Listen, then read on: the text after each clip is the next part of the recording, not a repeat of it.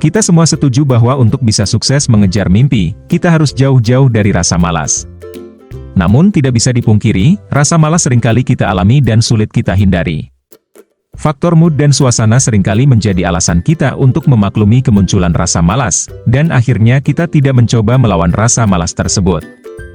Faktanya, peneliti mengatakan bahwa kurangnya motivasi akibat dari rasa malas ini lebih banyak dipengaruhi oleh faktor biologis, bukan sekedar sikap dan kebiasaan ataupun suasana hati dan lingkungan.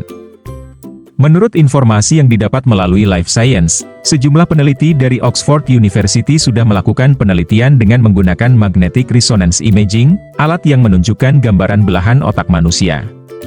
Penelitian ini bertujuan untuk meneliti motivasi dan rasa malas. Hasil scan menunjukkan bahwa ketika orang memutuskan untuk melakukan sesuatu atau ingin berkegiatan, area premotor pada otak akan menyala dan titik lain di otak yang mengendalikan gerakan di tubuh akan menjadi aktif. Area premotor merupakan area otak yang penting, karena menuntun gerakan kita dan mengendalikan otot besar dan proksima dari tubuh. Pada orang yang malas, area premotor pada otak tidak menyala sehingga tidak memunculkan sinyal ke otot besar dan proksima di tubuh.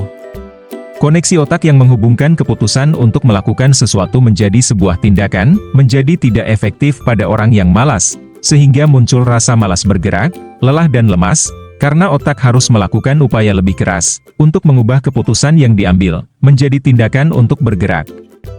Jurnal Cerebral Cortex yang diterbitkan oleh Oxford Academic pada tahun 2012 melakukan sebuah studi dan menemukan bahwa tingkat dopamin di otak juga dapat berdampak pada motivasi seseorang dalam melakukan sesuatu. Tingkat dopamin akan memberikan dampak yang berbeda di berbagai area otak. Peneliti menemukan bahwa para pekerja keras memiliki dopamin paling banyak di dua area otak yang memainkan peran penting dalam penghargaan dan motivasi. Dalam British Journal of Sports Medicine, Dr. Richard Weiler mengatakan bahwa kemalasan harus mulai dikategorikan sebagai penyakit.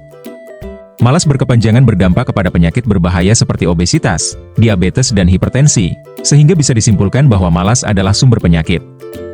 Oleh karena itu, harus segera diatasi dan dicari solusinya. Spesialis kedokteran olahraga, Dr. Michael Triangto menyebutkan bahwa pola hidup sehat dengan melakukan gaya hidup aktif dan berolahraga adalah kunci dari penyakit kemalasan. Namun, banyak yang masih belum paham mengenai nutrisi dan kesadaran untuk rutin berolahraga. Rasa malas bisa juga disebabkan karena masalah malnutrisi. Menurut Dr. Michael Triangto, malnutrisi tidak hanya disebabkan oleh kekurangan gizi. Malnutrisi tidak hanya mengacu pada orang yang kekurangan gizi, tetapi juga berbicara tentang komposisi asupan bahan-bahan nutrisi yang tidak tepat, ujarnya. Oleh karena itu, bisa disimpulkan bahwa rasa malas berawal dari kebiasaan hidup yang salah. Misalnya kamu melewatkan waktu sarapan, sehingga serangan lapar muncul lebih besar ketika jam makan siang, dan kamu terdorong untuk makan menu berkarbohidrat tinggi, dalam porsi besar. Alhasil, kandungan gula dalam darah melonjak drastis, yang berdampak kepada terhambatnya kerja neuron oreksin dalam hipotalamus otak, yang bertugas untuk menjaga kamu tetap terjaga dan fokus. Tidak heran, kalau setelah makan siang, kamu akan merasa mengantuk dan malas berkegiatan. Mengonsumsi makanan dan minuman manis atau berkarbohidrat tinggi sebelum tidur juga bisa berdampak buruk. Masuknya gula akan membuat tubuh memerintahkan otak untuk mengeluarkan hormon insulin. Oleh insulin, semua gula yang ada dalam darah dimasukkan ke sel otot, hati, dan ke dalam lemak. Alhasil, gula darah menjadi drop sehingga otak memerintahkan tubuh memproduksi hormon yang bisa membuat tidur kamu tidak nyenyak dan bangun dalam kondisi tidak segar, pegal-pegal dan malas.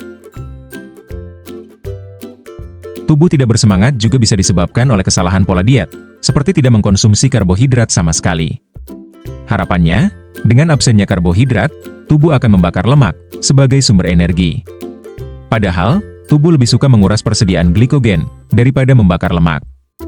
Ditambah lagi, untuk setiap 1 kg glikogen yang hilang terbakar, tubuh juga akan kehilangan 3 kg air yang diikat oleh glikogen.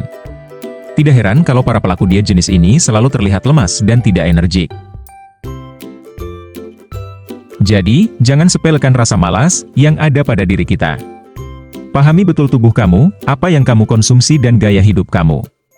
Terapkan gaya hidup sehat, dan banyak melakukan hal yang positif, untuk terhindar dari rasa malas, sehingga proses mengejar mimpi kamu bisa jauh lebih lancar.